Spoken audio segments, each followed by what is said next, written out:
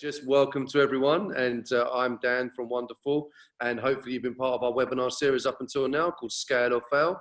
And basically what we're doing, for those that haven't been part of the webinar series, what we do is as part of the series, we interview a really number of really cool, high-profile people that are involved in helping companies to scale. So we've spoken to different agency people, we've spoken to tech people, we've spoken to Johnny from SoPost a few weeks ago, one of the UK's fastest-growing companies, according to Deloitte. And then now we're really privileged today to talk with Seb Wallace from Triple Point, who is one of the investors and directors at Triple Point. He has got a fantastic amount of insight and knowledge and good fun to talk through this. So Seb, introduce us to yourself and give us a little bit about who you are and what you get up to. Yeah, cheers, mate. Yeah, so I'm Seb. I'm an investor at Triple Point. Triple Point's been around for about 15 years now. I haven't been around for that long. And we invest predominantly seed and Series A, tickets from 300 grand up to 1.2 million.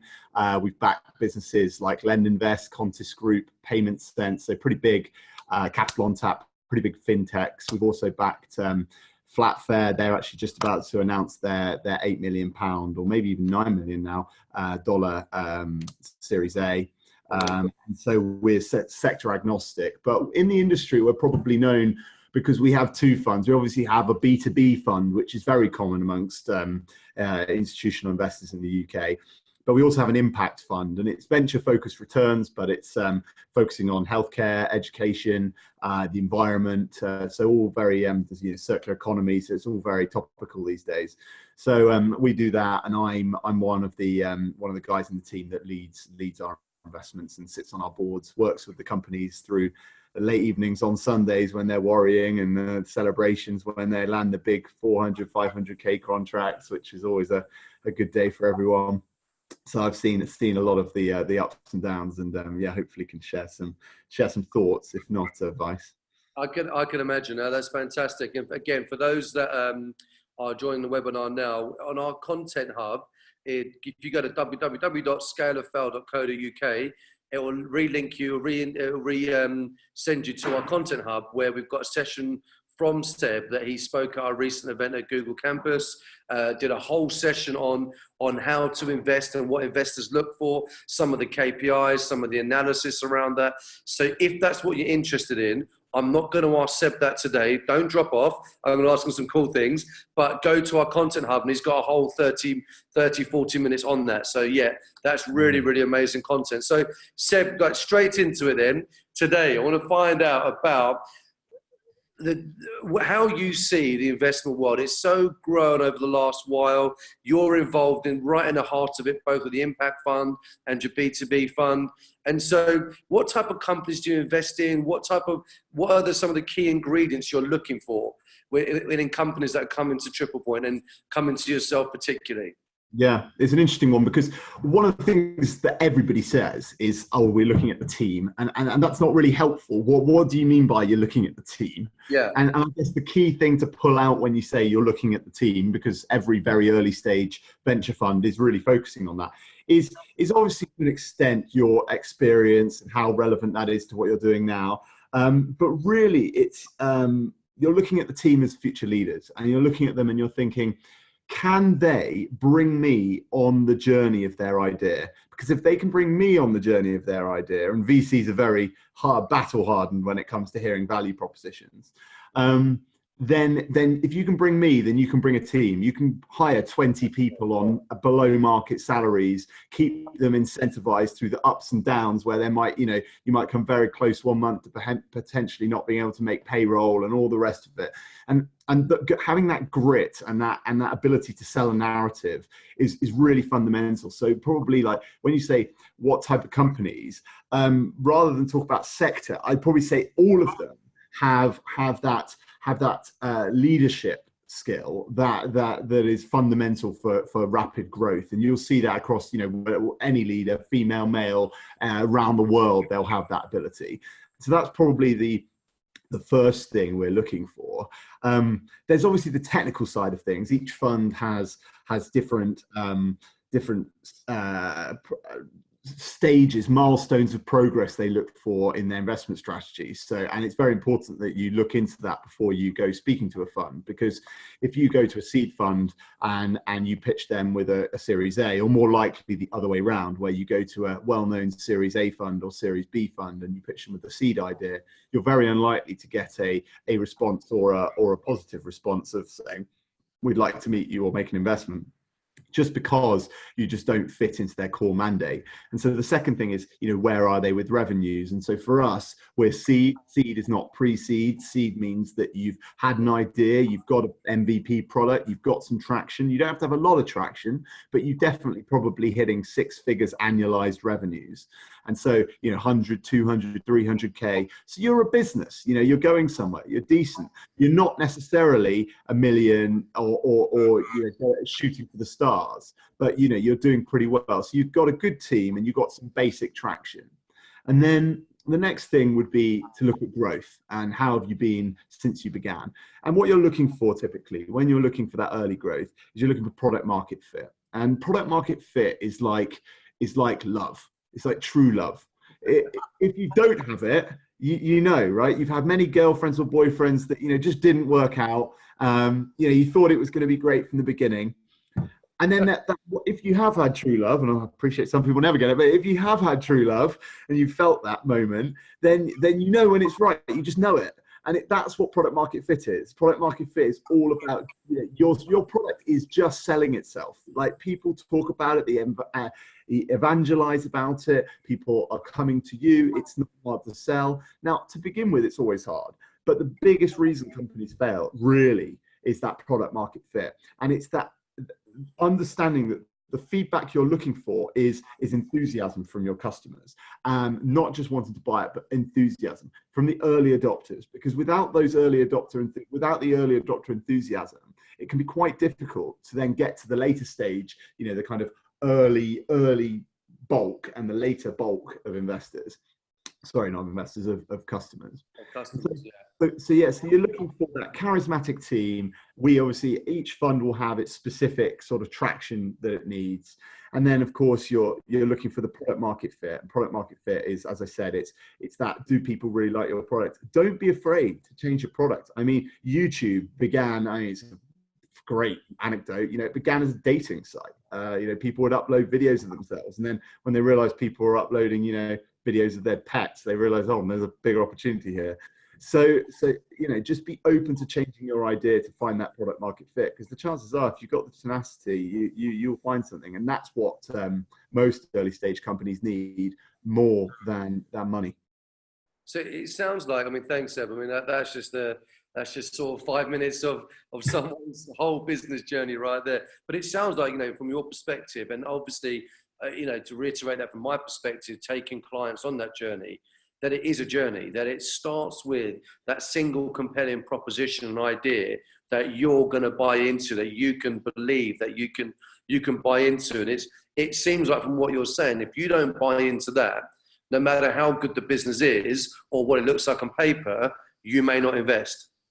Yeah. 100%. At that early stage, when you get to the later stages, when you get to like Series A plus, then obviously, I have this this joke triangle. Whereas if you've got a lot of traction, you can articulate your value proposition, and you've got decent growth, then the VC doesn't really matter what the business is. Right. They just invest.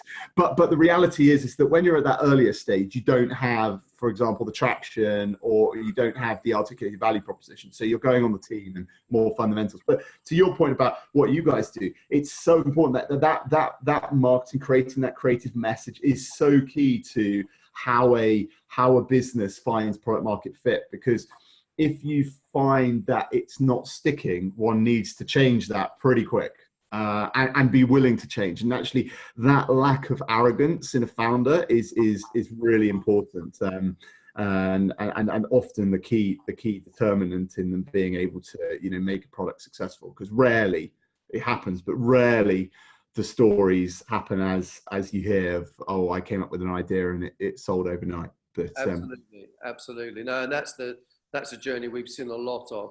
So from your perspective, you would encourage a startup that's looking to get product market fit, to get some pre-seed friends and family, to really prove the concept themselves, but to work with partners to get it investment ready, to get it seed funding ready, to come to yourself. And what are some of, if I was coming to you now and saying, look, I've done that, Seb, I've got myself a bit of traction here, I'm paying a few of the bills, I know I'm product market fit, is market ready. What are some of the things that you would look for in terms of, there's often fine differences between companies you've invested in and companies you've said, do you know what, that sounds good, but it's not quite ready.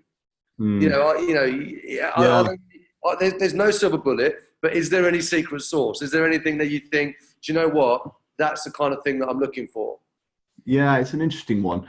I'm just thinking through, because sometimes it depends on the way it's sold. I probably would have to come back and say it's all about that ability to bring me, or me being just a generic investor here for someone's advice, bring me on the journey when you're pitching it, because we as a VC typically want to see the competitors. That's why VCs don't really sign NDAs, never get them to sign them, they won't sign them. The reason is they want to see 5 competitors in a space and back the best one. How are you going to be the best one in your space? You're going to be the best one by bringing someone on a journey, being a good storyteller. And probably you are a good storyteller to have started a business in the first place, but being that good storyteller. To be honest, at the early stage, up to seed, that is the key fundamental. Everything stems from that going forward. You can look at the metrics, and they're very important, and that's what my talk was on, that was with you at Tech Week for those. And they're very important, but they are like the secondary thing to just being a good salesman. And that's probably the thing I'd say. Just be able to sell your business, bring people on the story, show your passion. And take that to a slightly different angle. Obviously, you have also got a fund called the Impact Fund. So again, with that journey there, you're not only looking at the metrics and even the leader of the business, you're looking at some intrinsic other value within the business. So just let the audience know a little bit how the Impact Fund works, because it's super cool and super interesting. So give us a bit of a flavor for how that works. Yeah. So it's all very topical right now. Impact investing, ESG, trying to do better in the world. And so we would typically look at businesses not just from an impact perspective, not just from how much money you're going to make. You obviously need to be profitable and have the ability to grow quickly. But we'd be looking for how are you helping disadvantaged in society, or how is your product a meaningful step on from what's there incumbent, particularly when it comes to healthcare or digital health. There's a lot of very similar digital health companies. You might be looking at how can you reduce inequality. That's a big one, because inequality is at least perceived to be growing around the world. It's not actually growing in metrics, but it's perceived to be growing. So anything that can do to kind of increase the cohesion of society is great. And so and looking at those, and actually it's quite interesting, because tying into the idea of being a good storyteller and having good narrative, impact businesses, or businesses that have an impact element. And often you'd be able to find in your business an impactful element, particularly if you're an early business. You're often doing something that makes your business worth working at that a big corporate's not, because you're not resting on your laurels of your reputation. And those things, those I guess human strands of the business are really key differentiators, and it's something that we look for in the impact businesses that we're investing in. Okay, brilliant. And have you got any examples of companies you've enjoyed working with in that space, or any particular? Because like you said, it is very topical, number one, but number two is it's such an all-encompassing area as well, because you talk about environment, health, digital health. You talk about so many disadvantages. Oh yes, massive, right? Yeah, I mean, I can talk back up. Where does one start? Where did you see those inspirational businesses, and you can split it B2B and B2C. And to be honest, the businesses that impact me personally the most are the B2C businesses, because it is capturing the zeitgeist right now that you want to be impactful. But to sell any consumer product is difficult. Consumers are weird, because on the one hand, the average consumer does not actually have a very high bar to buying your product, despite what you think. When you compare it to B2B, it doesn't have a high bar. But on the other hand, they change their minds like the wind. Yep. And so if you're on the right side of like public momentum, like say Uber was back in 2010, 11, or like Google was in 99, 2000, 2001, then you can do very, very well. But if you get it slightly wrong, you might have a fantastic product that's sellable, but it just doesn't capture the imagination of the public. And I guess the businesses that I like the most are things like that I've been looking at recently, like Livia's. I don't know whether you heard Livia's Kitchen. They're like a alternative desserts brand. So that, you know, we're not talking high tech here. Tech is obviously 95% of what we do, but there are sometimes really important products that are not technology. I mean, what do you use day to day? Most things you use, the table I'm sitting at, the laptop I'm holding, which is hardware, not software tech. It is tech, but it's hardware. You know, that my telephone, you know, when I'm reading my book, I don't use a Kindle, I read a book. You know, there are many things you still use in the world that are not technology. And it's really important not to lose sight of the fact that there are clearly great opportunities in disrupting the kind of non-technological products around us. And so Olivia's Kitchen was doing exactly that with food, you know, trying to replace the Mars bar and the Snickers with healthy food that's sustainable, vegan, gluten-free. And so that's a really cool business, and they've got a great mission. I mean, they're really incredible team. And to that point about being able to sell a vision, Olivia, the founder, is brilliant at selling her vision. So that's definitely one I would say look out for. And as well, sorry to interrupt, it's really interesting that you're saying it's not all just about tech. No, you know, it's actually about solving a problem. And in this case, it's a human problem. It's a problem that's an everyday problem. It's an everyday solution. And actually someone is telling the right story and doing it in the right way, making the right level of impact. And that's what's getting you going. That's what's attractive to you. So I think part of the thing that we face with our clients is that they feel like everything's got to be put into a technology solution. Now, we realize that technology is the empowerer and it is the enabler to a lot of problems. It is a solution, but actually what we find is a lot of clients are losing the human side of that. So how do people feel? How is it actually going to benefit them? So we get companies come to say, I've got this great idea for a piece of tech. And we just say, well, so what? What is it actually doing? Is it really benefiting people? Because what you're going to do is you're going to get some pre-seed, maybe blag some seed if you're good enough and tell the story, but then you're going to pop, you're going to fail, nothing's going to work. So I think it's really cool that you're talking about a story there that is almost outside of tech, because that's the world we live in, and fully appreciative, you know, that is for most of the disruptors, or not even a disruptor, most of the businesses that are going to succeed, there's going to be an element of technology enablement and empowerment within that. But in my opinion, a good business goes so much more than just the tech. Yeah. And you know, tech's scalable and it's sexy and it's cool and it's very important. As I say, it's 95% of what we do. But you know, if you've got a good product that captures the zeitgeist, like, just say that over and over again, you know, it captures the zeitgeist, that is a sellable product for a consumer business.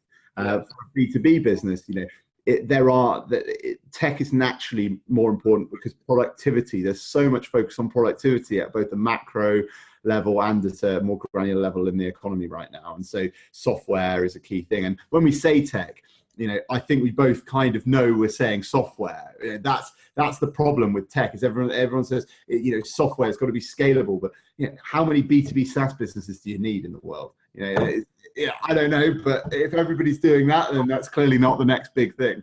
You know, it's all about thinking what is the next big thing, and maybe things are going to come back in a circle. You know, Apple, Microsoft, and Microsoft now doing its own hardware. And Apple obviously famous for its hardware, not for its software, and so yeah, it's there's a lot more. It's very multifaceted, and that's what's quite good about impact investing. I mean, on the B2B side, you know, our focus is mainly B2B, software as a service, licensed businesses.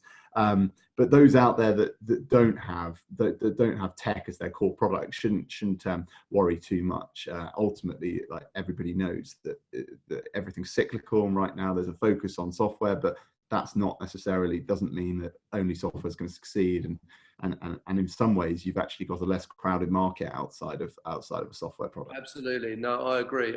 That's brilliant. And have you got any no names mentioned, but do you have any horror stories or stories that you've heard pitches and You just Yeah. thought, oh my I've got goodness. one horror story. I got one horror story that I really want to tell because it, it's a great lesson for everybody out there, investors, but also founders.